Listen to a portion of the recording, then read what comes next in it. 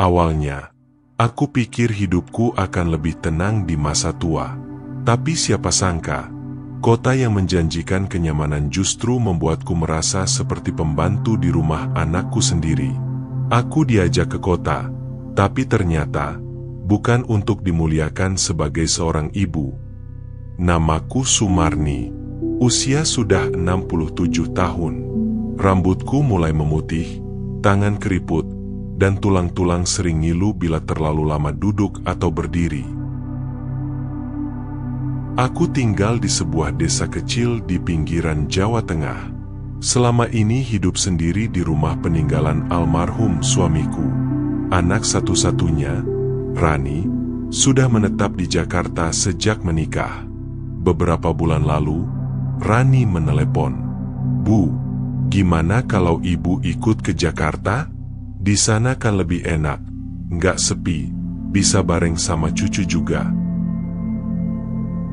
Awalnya, aku ragu. Hidupku memang sederhana, tapi di kampung aku punya tetangga yang selalu menyapa, udara segar tiap pagi, dan halaman rumah tempatku menanam cabai dan singkong. Tapi saat Rani berkata, "Kami pengen ibu dekat, supaya bisa jagain cucu juga," hatiku luluh. Aku pikir, mungkin inilah saatnya aku menikmati masa tua bersama keluarga. Maka aku berkemas, membawa pakaian seperlunya, beberapa foto kenangan, dan Al-Quran kecil peninggalan suamiku. Aku tinggalkan rumah tua itu dengan linangan air mata, campur aduk antara haru dan harapan. Sesampainya di Jakarta, aku disambut cukup hangat. Rani memelukku, menantuku, Dani, tersenyum ramah, dan dua cucuku, Naya dan Dito, tampak malu-malu tapi manis. Rumah mereka cukup besar, bertingkat 2, di kompleks perumahan padat, modern dan mewah menurutku.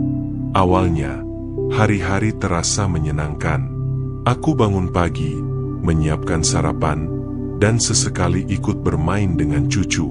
Tapi hari demi hari, rutinitasku mulai berubah drastis. Rani dan Dani bekerja hingga malam. Cucu-cucu diserahkan sepenuhnya padaku. Aku mengantar dan menjemput mereka sekolah, memasak, mencuci, menyapu rumah, hingga malam menyiapkan susu dan menidurkan mereka. Tak jarang, Rani pulang dengan wajah lelah dan hanya berkata, "Bu, besok-besok cucinya lebih bersih ya." Dani bilang bajunya masih bau sabun. Aku terdiam. Tak disangka, kata-kata seperti itu yang kudengar setelah seharian mengurus segalanya. Hari demi hari bergulir. Sudah hampir 4 bulan aku tinggal di rumah anakku. Tapi entah sejak kapan, aku mulai merasa bukan seperti seorang ibu yang dirindukan, tapi seperti pembantu yang tak bergaji. Setiap pagi aku bangun pukul 5, menyiapkan sarapan untuk Rani, Dani, dan kedua cucuku. Sambil mencuci baju, aku juga harus menyapu dan mengepel seluruh rumah. Setelahnya, mengantar cucu ke sekolah, sendirian, naik ojek online. Rani dan Dani selalu terburu-buru. Kadang mereka hanya berkata sepintas, "Bu, ini uang belanja ya. Jangan lupa sayur dan dagingnya sekalian." Tanpa bertanya, apa aku lelah? Apa kakiku sanggup naik turun tangga? Tak ada yang peduli. Suatu malam, Dani dan Rani pulang dari luar kota. Aku menjaga rumah dan dua cucuku selama 3 hari penuh tanpa bantuan. Saat mereka datang, Rani hanya berkata, "Aduh, rumah kok agak berantakan ya, Bu? Coba besok dibersihin lebih rajin." Hati ini rasanya remuk. Aku bukan pembantu mereka.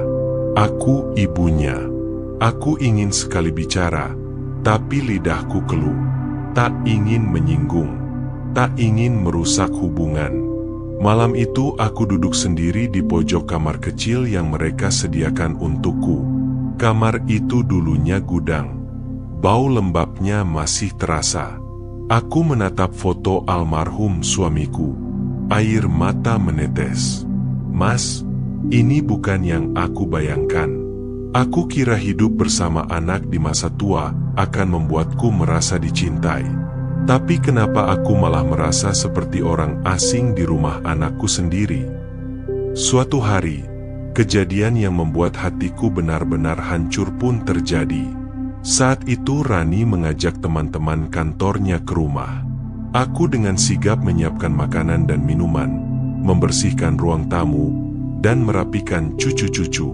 Salah satu temannya berkata sambil tertawa, "Wah, Mbak Rani enak ya, punya asisten rumah tangga sepuh, hemat gaji dong." Semua tertawa, termasuk Rani. Dan aku berdiri di dapur, mendengar semuanya, dengan hati yang runtuh.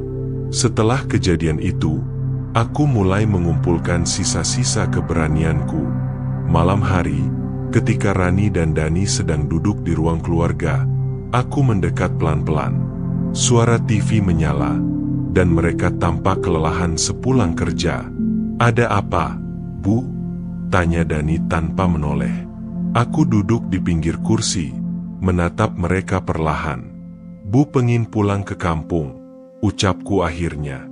Rani langsung bereaksi, "Loh, kenapa? Bukannya ibu senang tinggal di sini?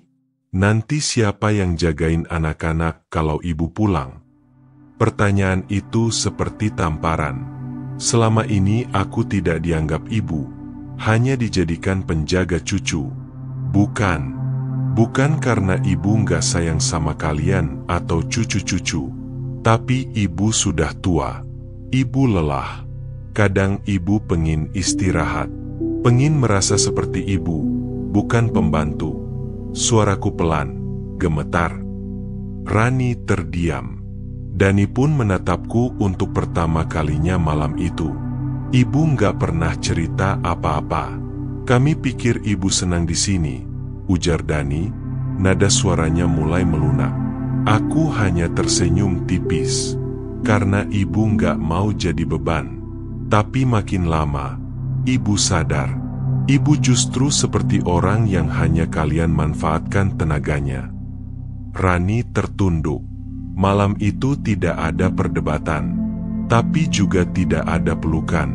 Aku kembali ke kamar kecilku dengan mata sembab. Beberapa hari kemudian, aku mulai membereskan barang-barangku sedikit demi sedikit. Tidak banyak, hanya beberapa helai baju, sarung, dan foto almarhum suamiku. Sampai suatu pagi, saat sedang duduk di teras, cucuku, Rafa, yang masih kelas 2 SD duduk di sampingku. "Nenek mau kemana?" tanyanya polos. "Nenek mau pulang kampung." Rafa terdiam.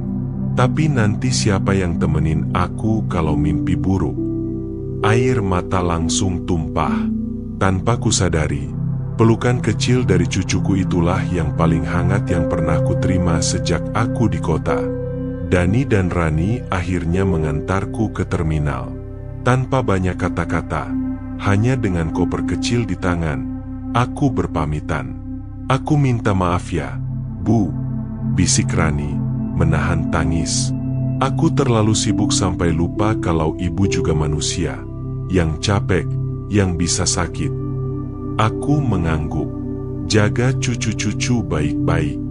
Jangan seperti ibu yang lupa caranya bicara." Kami berpelukan. Singkat, tapi tulus. Aku naik bus menuju kampung dengan hati yang remuk tapi juga lega. Di kampung, aku mulai menjalani hidup sederhana kembali. Tidak ada AC, tidak ada keramaian, tapi ada tetangga-tetangga yang akrab, udara yang segar, dan suara jangkrik setiap malam. Suatu pagi, aku mendengar motor berhenti di depan rumah. Ternyata Dani dan Rani. "Ibu," panggil Rani dari luar pagar. Aku menyambut mereka dengan mata berkaca-kaca. Rafa dan adiknya juga ikut, langsung memelukku. "Kami mau bawa ibu lagi ke kota. Tapi bukan untuk bekerja, untuk istirahat. Kami sudah carikan asisten rumah tangga. Kami ingin ibu bahagia. Kami ingin menebus salah." Aku tersenyum. Aku sudah terlalu tua untuk marah, tapi belum terlambat untuk memaafkan. Bukan karena semua masalah selesai, tapi karena akhirnya ada kesadaran, ada penyesalan, dan ada kesempatan untuk memperbaiki. Di masa tua, yang dibutuhkan bukan kemewahan, tapi penghargaan. Bukan tempat tinggal luas, tapi tempat dihargai dan dicintai. Kita tak pernah tahu bagaimana hari tua akan datang.